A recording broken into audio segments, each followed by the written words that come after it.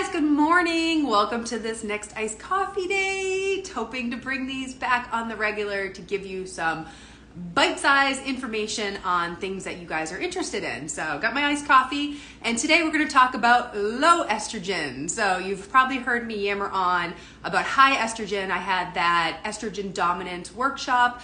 If you missed it, we ended up putting it over on YouTube so you can see the whole thing as far as, what are some of the common symptoms as far as estrogen dominance goes, how to deal with it, what to do. I even talked about some of the supplements that might help. So if you're somebody that's in that category of things, definitely check it out. And estrogen dominance can affect women in their 20s, 30s, 40s, 50s.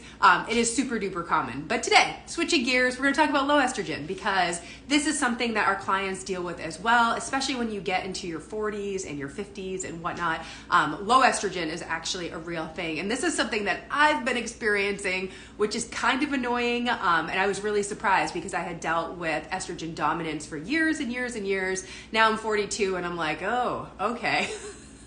This is what's happening. But the two symptoms that really kind of made it obvious for me, or I was like, wait a second, these are not the normal estrogen dominant symptoms, these are different, were the headaches. And I actually got a migraine over the summer, and I was kind of getting these like dull headaches the first few days of my period and whatnot.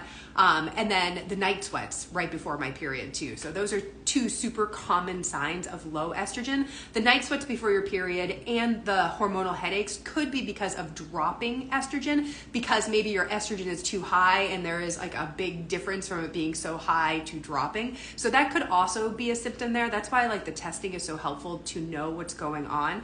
But it could also be a symptom of low estrogen. And I did do a Dutch not that long ago, and yeah, it was lower estrogen, which I was kind of surprised to see. I was like, when did that happen? Jeez Louise.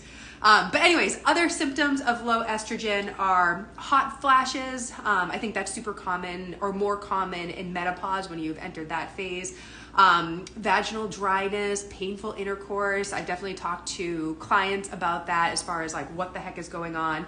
Recurring UTIs, you could rope that in there with low estrogen.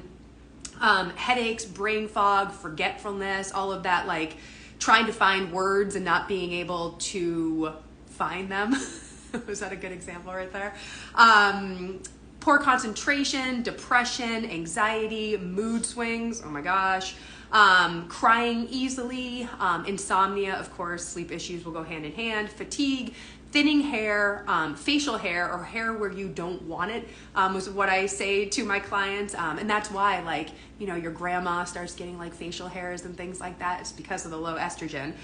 Dry skin, joint pain, and then weight gain. Weight gain could be kind of anywhere. I think the belly, hips, butt area is where it's most common. But those are some of the more common symptoms of low estrogen. And like I said, can affect you at any time. I mean, I did a Dutch the other day of a woman who was 37 and her hormones were pretty much flatlined. And that could be for a variety of reasons. I think for her, she had long-term use of the pill, IUD, and yeah, the hormones might not come back. But yeah, she was dealing with low estrogen symptoms. Okay, so as far as what to do for low estrogen, so there are definitely some foods that can help as far as naturally boosting that estrogen in our bodies. And the number one is really those phytoestrogen foods. And I'm sure you've heard about these ground flax seeds, seed cycling, things like that, which I'll talk about in one second. But ground flax is great. And one thing to point out, you don't want to buy your flax already ground up. I'm sure you've seen it on the shelves already ground up and whatnot. And honestly, that is not the best type of flax. I mean, once you grind those seeds, they become exposed to oxygen and they start to oxidize and they become rancid. So that would not be my first choice as far as ground flax seeds go. So what I do is I buy them whole, and then I have a teeny little coffee grinder that I throw the flax seeds in, grind them up, and I'll grind them up for the week, and I'll put them in the fridge in like a little glass jar or something like that, like a little Tupperware thing, not Tupperware, not plastic, glass, and I'll just store them in the fridge and add them to what I need. And the next week I'll grind up a whole bunch more. I think like a week, it's probably fine. They're okay. They're not, totally being oxidized and rancid and whatnot. But just don't buy the stuff that's on the shelf. You don't know how long it's been there, and honestly, I just feel like you're wasting your money, because that is more inflammatory than helpful as far as what you want to do with your hormones and estrogen and whatnot. But flax is really amazing because it can help boost estrogen, but then also has these fibers called ligandins in them that can help detox, estrogen out of the body. So it's a really, really great food to add into your diet if you're dealing with low estrogen. But one thing to point out, if you have low testosterone, you might not want to add too much ground flaxseed. This, again, is why testing can be so helpful and working with a practitioner, because essentially what happens is if you're adding in that flax, it can increase your SHBG, and that can bind up the testosterone in your body and make it less available. So then you can deal with more low testosterone symptoms. So again, this is where the testing can be really, really helpful. Sorry, that was just a tangent, but something that we think of when we're working with clients. Other foods that can be helpful are sesame seeds, oats, millet, quinoa, beans and lentils. I love the beans and lentils. Bean sprouts, nuts, dried apricots, peaches, dates, prunes, blackberries, pomegranate. Pomegranate's another favorite one. Garlic, fennel, sweet potatoes, asparagus, broccoli, green beans, onions, parsley, and turmeric. So that is a pretty good list. So yeah, just every single week, add a bunch of those to your grocery shopping list. And then the next week, try some different ones. But that is something that can absolutely make a difference as far as your symptoms go, and just helping to naturally increase that estrogen. Healthy fats are also really important. Coconut oil, olive oil, avocados, seeds, nuts, grass-fed, pasture-raised meat, eggs, wild-caught fish, things like that. I think all those are really good because you need fat to make cholesterol, to make hormones. So making sure you're getting good sources of those. And then, of course, if you've been trying these food choices, honestly, this stuff is not going to happen overnight. You probably need to give it a good 60 to 90 days, even up to 100 days. And there is this statistic out there that you've probably heard me say a few times, but it takes your body, a good 90 to 100 days to respond to any of these changes, especially when it comes to your hormones and your ovaries and things like that. So it takes time. And, our approach, it's not medications, it's not magical. It really does take some time and energy and effort. And I do think there's something to be said about doing the work and then getting the results. So, just adding these foods for a week or two might not really make a difference. It really is cumulative, and it takes months for things to change. But I guess, what are your other options? And then as far as supplements, so like I said, I have dealt with this myself, so I will show you two of the supplements that have helped me. Sorry, I forgot to grab them before.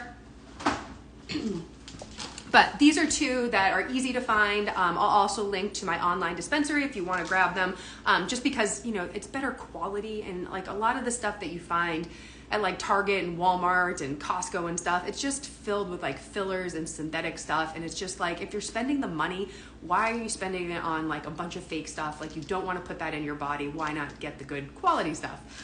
So two products that I really like, Black Cohosh,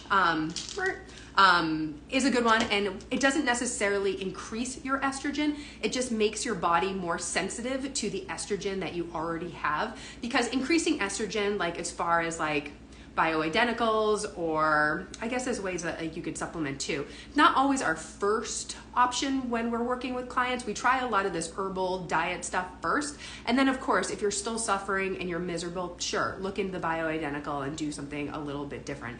Synthetic estrogen is not my favorite, just because of all these estrogen-driven cancers and things like that. But of course, that is something for you and your practitioner or doctor to talk about. I don't do that. That's not something we do at Carrots and Cake. But if we need to refer you, we have some people that we like to work with as far as the bioidentical stuff goes with. So, we're not opposed to that stuff. It's just we try all of this natural stuff first to see how the body responds. And yeah, if you're still miserable and struggling, bioidenticals 100% could be a solution. Because yeah, this whole perimenopause into menopause transition, it can be up to a decade of your life, and you shouldn't be miserable. You shouldn't be suffering and feeling like a crazy person every single day. So not poo-pooing that. Anyways, the second product, this is Femi Essence Pro Perimenopause. And this is like a maca blend. I think there is some black cohosh in this. There's a few different things in here, but basically I've been taking these two things for, it's probably been close to 3 months, and honestly, night sweat's so much better. I have not got a headache in months, so I do think it helps, but again, it's not gonna happen overnight. It's gonna take a little bit of time, and I have been focusing on these food choices for the last however many months, because yeah, as soon as these symptoms popped up, I was like, uh-oh, what do we have here? This is different. And yeah, just didn't want to deal with the night sweats. I mean, that was horrible. I mean, the headaches were horrible, but got through it. But the night sweats, I mean, it just wrecks your sleep, and you're tossing and turning. You have to get up and like change your clothes. Oh, it's just miserable.